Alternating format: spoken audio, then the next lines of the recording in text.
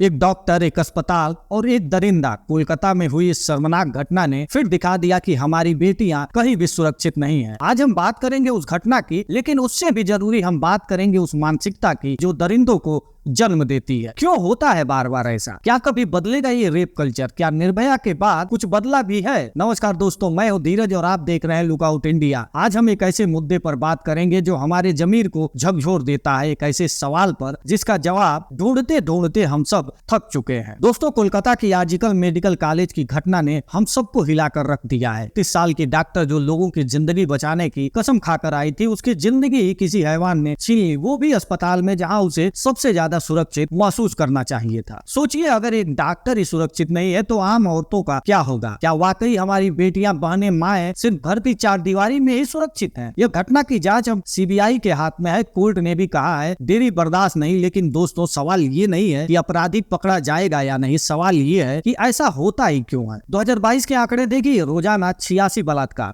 सोचिए, ये तो बस दर्ज हुए मामले हैं। कितने ऐसे होंगे जो कभी रिपोर्ट ही नहीं हुए? उत्तराखंड, राजस्थान, चंडीगढ़, ये नाम सुनकर क्या ख्याल आता है? पहाड़, महल, सुंदर शहर। लेकिन यही वो जगह है जहां बलात्कार की दर सबसे ज्यादा है। क्या हम वाकई तरक्की कर रहे हैं या बस दिखावा कर रहे हैं? याद है 2012 का निर्भया कांड? उस घटना ने पूरे देश को हिला दिया था। गुस्सा था, आक्रोश था, बदलाव की मांग थी। सरकार ने निर्भया फंड बनाया, नए कानून लाए, लेकिन क्या बदला? आज भी निर्भया फंड का 30% हिस्सा इस्तेमाल नहीं हुआ है। इसके अलावा वन स्टॉप सेंटर्स, जो कि यौन अपराधों की पीड़िताओं को एक ही स्थान पर सभी सुविधाएं प्रदान करने के लिए बनाए गए थे, उनके लिए 799 करोड़ रुपए यानी 15.6% फंड खर्च किए गए हैं। जबकि फास्ट ट्रैक स्पेशल कोर्ट्स के लिए 735 करोड़ रुपए यानी 14.4% फंड का उपयोग किया गया है। लेकिन क्या सिर्फ कानून बनाना और फंड आवंटित करना ही काफी है? शायद नहीं। हमें इस बात पर भी ध्यान रखना होगा कि न्याय की प्रक्रिया तेजी से चले और पीड़िताओं को समय पर मुआवजा मिले। क्या ये फंड सिर्फ कागजों पर है? क्या महिला सुरक्षा सिर्फ चुनावी मुद्दा है? दोस्तों, ये सिस्टम की नाकामी है, लेकिन इससे भी बड़ी नाकामी हमारी सोच की। जब जब हम लड़कियों को पराया धन और लड़कों को वारिस समझते रहेंगे, तब तक ऐसे दरिंदे पैदा होते रहेंगे। भारतीय समाज में गहरे तक व्याप्त पितृसत्तात्मक सोच महिलाओं को पुरुषों से कमतर समझती है और उनके साथ होने वाले अपराधों को गंभीरता से नहीं लेती। यह मानसिकता लड़कों को बचपन से ही सिखाती है कि वे लड़कियों पर हावी हो सकते हैं, जो आगे चलकर बलात्कार जैसी घटनाओं का कारण बनती है। उसका ताजा उदाहरण सफलता का मंत्र देने वाले विवेक बिंद्रा अपनी शादी के चंद दिनों बाद ही अपनी पत्नी को इतनी बेरहमी से पीटा कि वो उस समय चर्चा का विषय बन गया था। बेंगलुरु पीजी की घटना, जिसमें अभिषेक नाम का आदमी मध्य प्रदेश में पकड़ा गया, जिसने 22 साल की बिहार की कीर्ति कुमारी को बेरहमी से मारकर भाग गया। ये हमारी इसी पितृसत्तात्मक मानसिकता की देन है। मीडिया, फिल्मों और विज्ञापनों में अक्सर महिलाओं का वस्तुकरण किया जाता है, जिससे समाज में उनके प्रति गलत धारणाएं बनती हैं। यह वस्तुकरण पुरुषों में महिलाओं को अपनी संपत्ति समझने की भावना को बढ़ावा देता है, जो बलात्कार की घटनाओं को जन्म देता है। बलात्कार के मामलों में अक्सर कानूनी प्रक्रिया बहुत लंबी चलती है और पीड़िता को बार बार अपने दर्द को बयां करना पड़ता है। इसके अलावा कई बार अपराधियों को सबूतों के अभाव या राजनीतिक दबाव के कारण सजा नहीं मिल पाती, जिससे उनका हौसला बढ़ता है और वे दोबारा अपराध करने से नहीं हिचकते। Nirbhaya case, Bilkis Bano case, Hathras gang rape, Unnao rape case, Kathua rape और मर्डर, ये नाम तो बस कुछ उदाहरण हैं। कई बार पुलिस बलात्कार की शिकायत दर्ज करने में आनाकानी करती है या पीड़िता के साथ असंवेदनशील व्यवहार करती है। इससे पीड़िता को न्याय मिलने की उम्मीद कम हो जाती है और अपराधियों का मनोबल बढ़ जाता है। हाल ही में उत्तराखंड में नर्स के साथ बलात्कार और कन्नौज रेप केस इसी असंवेदनशीलता की गवाही देते हैं। खासकर ग्रामीण क्षेत्रों में शिक्षा की कमी और लैंगिक समानता के बारे में जागरूकता की कमी के कारण लोग बलात्कार जैसे अपराधों को गंभीरता से नहीं लेते। उन्हें यह समझने की जरूरत है कि बलात्कार एक जघन्य अपराध है और इसके लिए कड़ी सजा का प्रावधान है। शराब और नशीले पदार्थों के सेवन से व्यक्ति का निर्णय लेने की क्षमता कमजोर हो जाती है और वह हिंसक व्यवहार करने लगता है। कई बलात्कार की घटनाएं शराब या नशे की हालत में ही होती हैं। दोस्तों, हमें बदलना होगा। हमें अपने बेटों को सिखाना होगा कि औरतों का सम्मान करना है, उन्हें अपनी मर्जी से जीने देना देना है, हमें अपनी बेटियों को सिखाना होगा कि वो कमजोर नहीं है, किसी से भी कम नहीं है। हमें यह समझना होगा कि बलात्कार केवल एक व्यक्तिगत अपराध नहीं बल्कि यह पूरे समाज की मानसिकता को दर्शाता है। जब तक हम अपनी सोच नहीं बदलेंगे तब तक इस समस्या से पूरी तरह निजात पाना मुश्किल होगा। याद रखें, समाज में बदलाव की शुरुआत हमारे अपने घर से होती है। यह मत सोचिए कि एक अकेला व्यक्ति कुछ नहीं कर सकता। हर छोटी छोटी कोशिश एक बड़े बदलाव की नींव बनती है। आज हम जिस मुद्दे पर चर्चा कर रहे हैं वह केवल एक खबर नहीं है, यह हमारी जिम्मेदारी है। हमें यह समझना होगा कि महिलाओं की सुरक्षा केवल सरकार का काम नहीं है, हम सबका कर्तव्य है। हमें एकजुट होकर इस दिशा में काम करना होगा ताकि हमारे देश की महिलाओं को वह सुरक्षा मिल सके जिसकी वे हकदार है। हम फिर मिलेंगे, तब तक के लिए सुरक्षित रहें और एक बेहतर समाज के निर्माण में अपना योगदान दें। धन्यवाद।